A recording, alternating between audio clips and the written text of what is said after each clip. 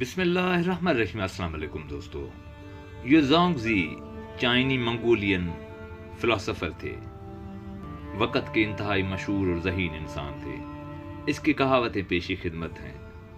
खामोशी से पढ़कर अपनी ज़िंदगी में अपना कर ज़िंदगी को चमकाइए।